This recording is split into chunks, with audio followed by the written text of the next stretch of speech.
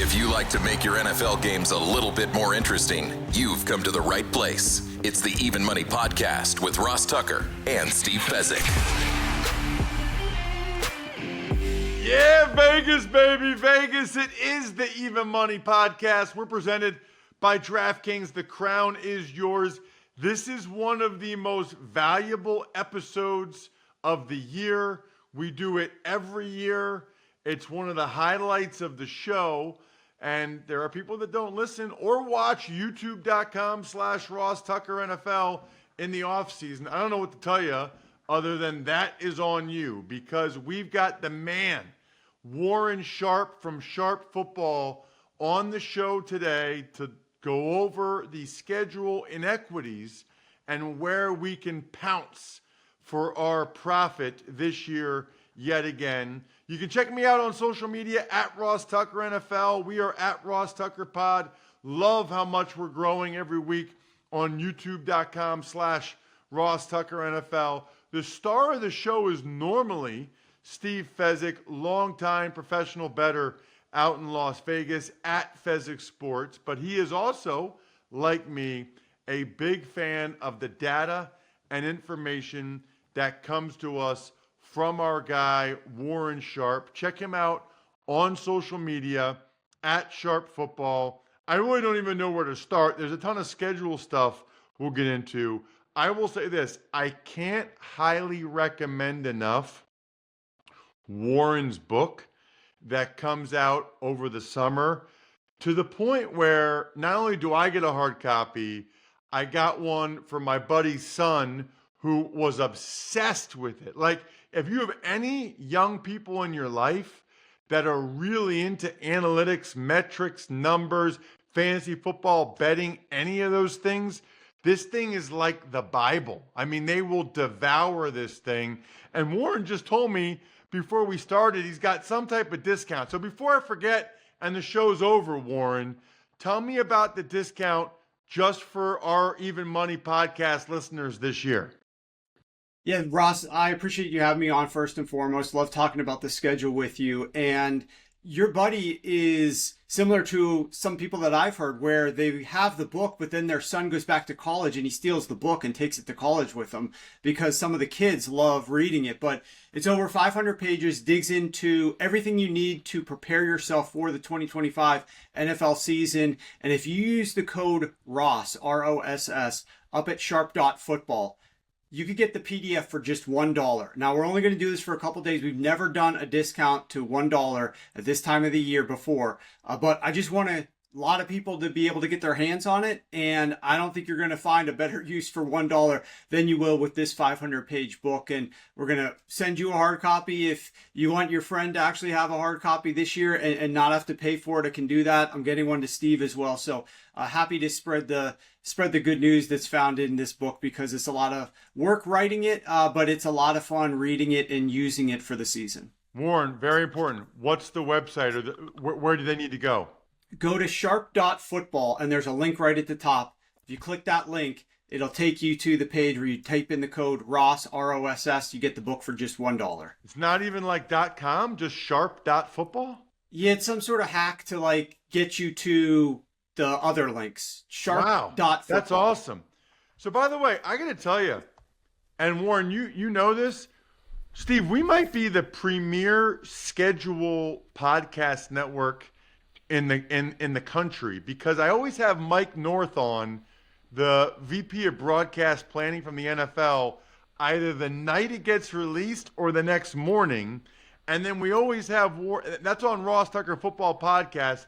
Very interesting stuff. You should definitely check it out. I know for a fact Warren checks it out, because when I read his articles, he has quotes from Mike in his articles. And then we always, on the Even Money Betting Podcast, have Warren to talk about schedule inequities. Warren, there's a lot to get to here. For people that maybe don't remember from last year, we're really talking about rest advantage, rest disadvantage, and the opportunity that presents for us, people that like to bet on the NFL.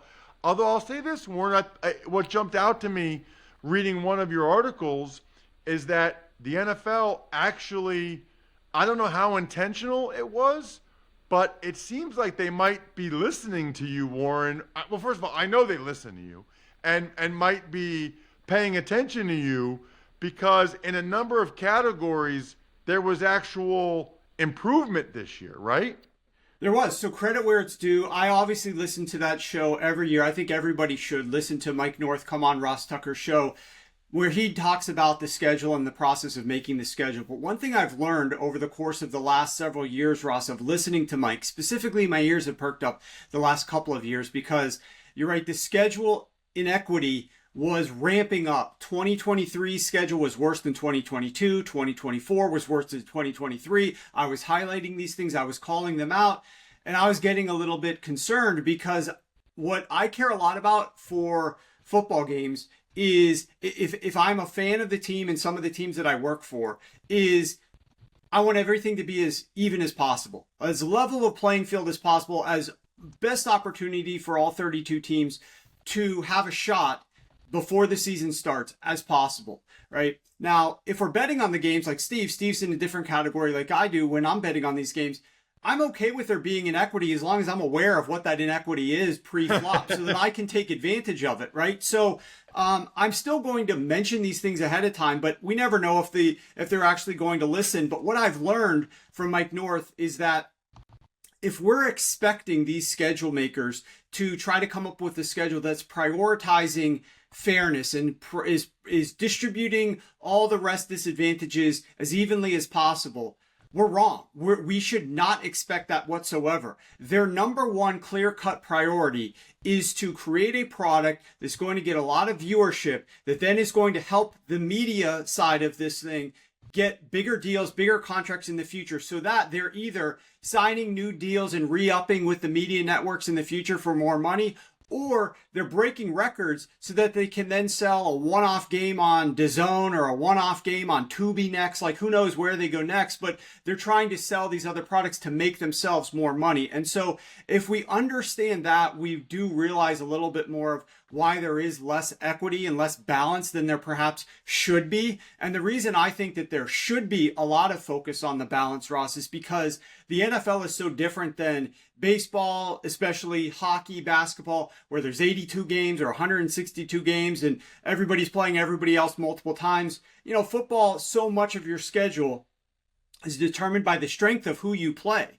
Your division, who you're in, that's 6 games. And then you rotate divisions. The NFL can't even assign those. It's pre-told for years in advance which divisions you're going to play. And so sometimes you get a tough schedule like the New York Giants, even though they're a 4th place schedule, they just are bad lucking into a horrific schedule this year based upon who they're playing.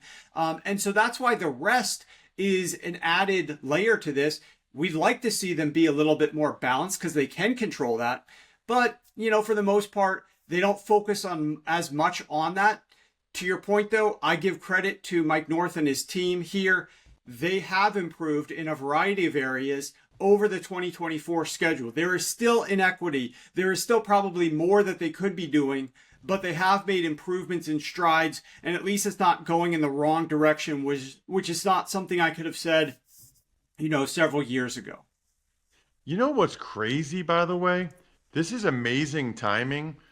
They're going to vote tomorrow to maybe change the seeding for the playoffs based on overall record. I got to tell you, that is bananas because based on the rotation, you're not comparing apples to apples at all.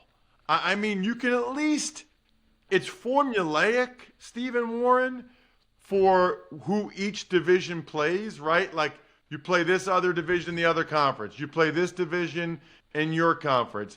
Then you have these other 2 games, 3 games based on, like, you're at least, there's as much equity as they can get in terms of the opponents within division. But to have it be where the seeding might just be done on overall record, I mean, if you're playing the AFC South, NFC South, you get a great chance to have a better seed than if you have to play the AFC North and NFC North or AFC West. And this is all going down tomorrow, maybe. You know, they're going to probably vote on this tomorrow. But that's kind of another topic. I'll talk about that on the Ross Tucker podcast. I want to use Warren while I have him. And basically, Warren, I want to know this because you're going to tell us the team with the best rest advantage and the team with the worst rest disadvantage. Number one, Steve, correct me if I'm wrong. That's the data we use for the season win totals, right? When it's like cumulative season rest disparity, correct, Steve? Yeah, spot on. And obviously the bye is, you don't want to be facing a team that's off of a bye, and some teams have to face three teams off of a bye. One thing I did want to mention to Warren is that you said, in an ideal world, we want every team to have the same chance, right? For there to be equity. I'm going to disagree. The whole concept of the schedule, it's parity driven. The NFL tries to give a much easier schedule to the last place teams, letting them play three last place opponents. So I would argue, right off the bat, I think the NFL, like you said, it's much more important to them to have great matchups and a competitive product than anything else. Well, and what's interesting about that, though, Steve, because I already read what Warren writes, it's the problem is the Lions have by far the best rest advantage, and the Raiders have the worst. So now you got one of the best teams that has this huge advantage, Warren, the likes of which we've never seen before, right? Right. Well, so to answer Steve's question, the NFL is going to try to reward the worst team by giving them a slightly better schedule based upon division finish, but that's only for 3 out of the 17 games that they can do that. The rest of the games are all going to be balanced. So they do try to do that. And that is totally legitimate, and they should be doing that to try to help those teams out a little bit. Those teams also get a better draft pick, right? So the league is going to try to get the worst teams to get a little bit better and the best teams to give a little bit back in that regard. But as it relates to rest, that's where I think the league should be doing as fair a job as possible, is trying to balance that rest amongst all 32 teams evenly, because we do know that there are certain scheduling situations that are horrible to be put in. These short week road games are terrible to be put in. And there are teams like, since the 2020 season, which was interrupted by COVID, and so home field advantage really wasn't home field advantage because the road teams had a lot better success than they've done in the past. If you look at 2021 onwards, there's been 4 seasons played. A team like the San Francisco 49ers has played 10 short week road games in that span of 4 years, whereas there have been some teams in the NFL that have played only 2 or 3. And so that's just one example where there isn't this this balance. I'll give another example. This was a big thing last year. Mike North talked about this, Ross. They introduced the 3 games in 10 days. And that was a challenge. They started introducing it after not using it for the prior 5 years in any season. They used it last year because Christmas was on a Wednesday. And so they said, hey, these 4 teams are going to do it. Well, we can sprinkle it in a couple of other times and try it out. And they then reduced it this year and said, hey, that's not great for competitive balance, for player rest and safety purposes. But yet, instead of scraping all 10 games back down to 0, they kept it in there for 1 game. For one team, and that was the Dallas Cowboys. And the way that works is you have to play Monday night, then you play Sunday, then you play the following Thursday. The Dallas Cowboys are playing the Arizona Cardinals Week 9 Monday night. Then they're also playing the Las Vegas Raiders Week 11 Monday night. So just 2 weeks later, they're back on Monday Night Football, and then that starts their 3 games in 10 days, 2 of which are against the Kansas City Chiefs and the Philadelphia Eagles after they play the Raiders. So it just didn't make a whole lot of sense. Why do you have to force the Dallas Cowboys to play that Monday night game? Play the Raiders on Sunday, then you're not forcing them into 3 and 10. But they're the only team this year that's going to have to deal with it. So there are teams that are getting screwed. Like you mentioned, Ross, the NFL did a better job of reducing the total net rest. Like I do charts and things of this nature that are up on sharpfootballanalysis.com, where you can look at the boxes and you can see the total rest equity. And the net rest this year, the best team had a little bit less net rest than they've had in the past, and the worst team had a little bit less net rest disadvantage than they've had in the past. So that's a good thing. Bringing these guys closer to even is a good thing. However, the Detroit Lions have a rest advantage in 8 games this year, which is the most that has ever happened in any NFL season in history. It's never been above 6 games before. They don't have 7. They have 8 games with a rest advantage. In addition, they only play 1 game at a rest disadvantage. Meanwhile, you've got a team like the Las Vegas Raiders who play 6 games at a rest disadvantage, but only 1 game at a rest advantage. So there's really very little attention to detail to try to make those aspects of things balanced. And I'll just give you the one crazy stat before I throw it back. The Detroit Lions, in those 8 games, they play 5 teams that are off of a Monday night football game and playing on a short week. And Ross, you know what that means for your body. If a team plays like the Lions are playing Sunday at 1 p.m., and they're going up against 5 opponents that have to wait till Monday Night Football to play their game, those guys aren't getting home until Tuesday morning at the earliest. Meanwhile, the Detroit Lions have been resting their body, getting rehab Sunday afternoon, Sunday night, all day Monday, and into Tuesday morning. So they're well ahead from a recovery perspective. And 1 or 2 times, that's fine, but it's never happened 5 times before in NFL history. You know those things in life that like you should do it, but you just haven't gotten around to it? Yeah, Monarch Money makes that crazy easy for you when it comes to your finances. I'm just telling you, all of us are spending money on things that we shouldn't be. Whether it's shopping or, streaming services, get control of your overall finances with Monarch Money. Use code EVEN at monarchmoney.com in your browser for half off your first year. That's 50% off your first year at monarchmoney.com with the code EVEN. I can't recommend this enough. There's a reason why it's Wall Street Journal's best budgeting app of 2025. Over 1 million households are using this thing now. It's that good. Use code EVEN, monarchmoney.com. If you follow my social media at Ross Tucker NFL, you saw that I had a plethora of delicious beers over the weekend up in Maine. That was cool. First time up there, by the way. You know what else is cool? You can get free merch for drinking beer. But it's got to be Labatt, and you got to do the buy beer, get gear at rewards.labattusa.com. The fridge is insane. The backpack cooler, amazing. Buy beer, get gear. Go to rewards.labattusa.com to sign up. And the other thing, Warren, just thinking about it as a former player, not only is it the rest part of it, but you don't have time to look back at the game before. You just move on Wednesday, and you're just moving on to the next opponent. But then you're not necessarily really making the corrections from what happened in the game Monday night. So whatever went wrong Monday night, Wednesday, you kind of have to move on to the next team, in this case, the Lions. But the Lions are going to do the stuff they just saw Monday night that you didn't do well, but you might not have as much time to actually go over it because usually it's Monday where you make the corrections from the Sunday game.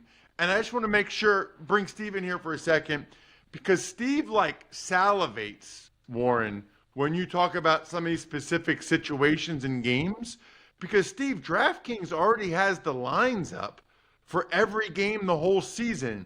There is no way that the specific game advantages that Warren has identified, the specific rest disparity, I don't believe for a second that that's built into the lines yet. If we just read, I know that stuff's in the book, Warren, but where can people read this stuff right now and then go to DraftKings, use the code Ross, and bet on that crazy rest disparity in week 8 or week 12 or whatever? Yeah, so in the book, as you mentioned, if you get that for the $1 code with Ross, you'll see every single rest disparity for every single team for every single game. But on sharpfootballanalysis.com, there are several schedule articles right there at the top of the carousel. And I'd say we list out and show graphics for rest disparity for the best and the worst teams. There's probably about 12 out of the 32 teams that have their full schedules with rest disparity identified for every game, including, as we're mentioning, the Detroit Lions in all their games where they're playing with that minute rest advantage. All right, so on the one end, we have the Lions have this incredible rest advantage. The Raiders have a terrible rest disadvantage. Talk to me, because I know the way Steve is, talk to me about some specific weeks. Either other teams that have major advantage. I saw something about the Eagles in there, maybe having, they're playing like 4 short week teams on the road, or what was that part of it? The Eagles and a couple other teams had a unique advantage too, Warren.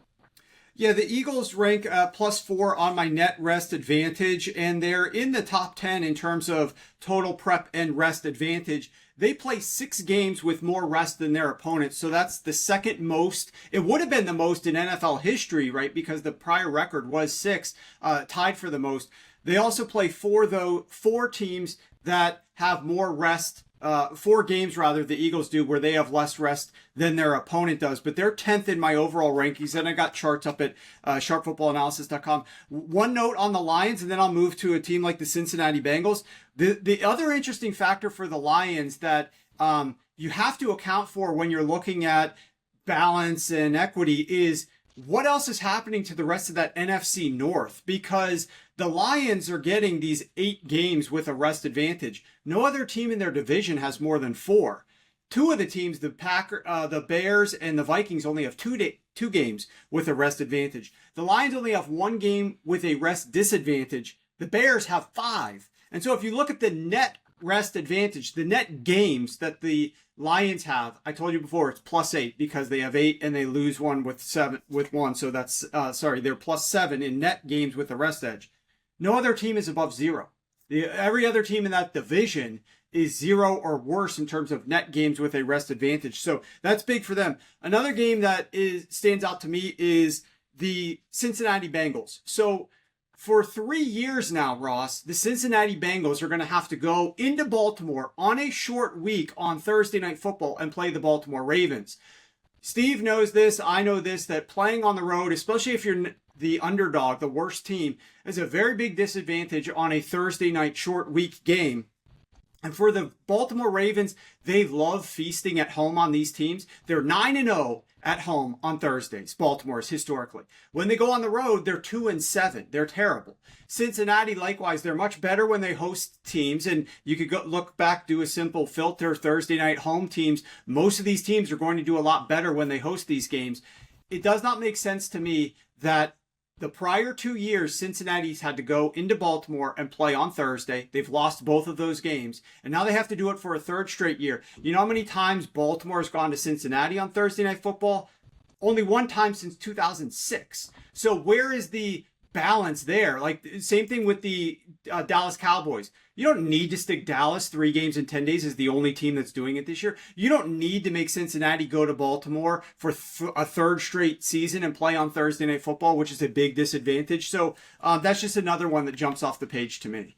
Had an absolutely amazing time up in Maine this past weekend. You know when else you have an amazing time? Anytime you're drinking Smirnoff, especially with the way they do game days.